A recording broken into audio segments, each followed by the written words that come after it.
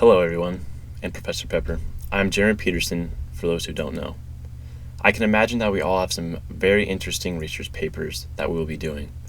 My paper will be about how the devil was such an influence on the witch hunts. My thesis statement that I have right now is the devil played a big role in early modern witch hunts. He not only was an influence on people's actions towards religion, but also the main reasoning behind the uprising of the witches. The devil used sexual acts, false promises, and material goods to lure even some of the most religious and good-hearted people to make a pact with him in exchange for their souls.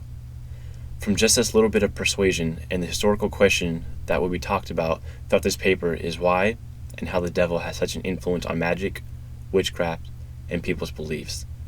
The evidence I have to back me up comes from Coors and Peter's book from my primary sources. The primary sources are John Calvin and Martin Luther. These add to my paper by describing what the Christian Church's beliefs are about the devil's influence and how those beliefs helped Calvin come up with Calvinism. My secondary sources play off of those by talking about how the devil uses powers to coax people into creating pacts with him. One of them also goes into detail about what Calvinism was and how the devil was a part of that. A couple points I want to add about my research presentation, about my research project, would be how the devil organized secret meetings among the witches where there could be from 100, 200 to thousands of witches located in the same area at once to practice magic or to do sacrifice against children, animals, each other, and to also have sexual acts among each other. Something else that I can add is that since we did the Great Witch debate, I was on the debate team saying that witches weren't real. And this paper, going along with that debate, to me, just doesn't make sense because I never believed in witches, I never have.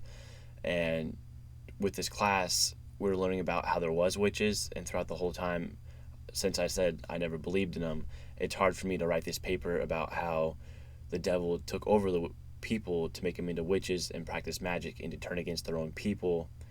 And using the discussions that we've done, I will try to add those into my paper to use the insight of not only myself, the authors from the books, articles from online, but also of my fellow classmates.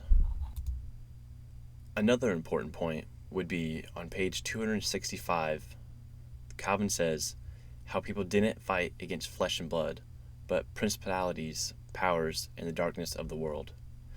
To me, this means that since the churches had to fight against the witches spiritually rather than physically, even though they killed them, they had to search through their souls and to find through God if they were going to live or die.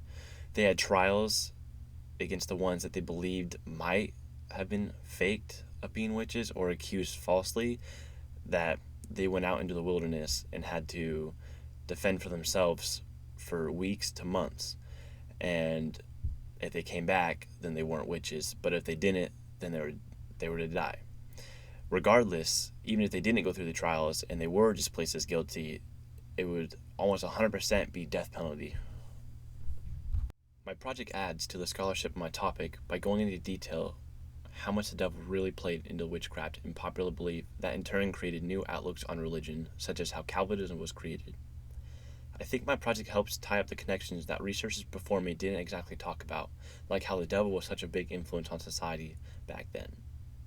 I hope you can all understand my topic, and I look forward to hearing about yours.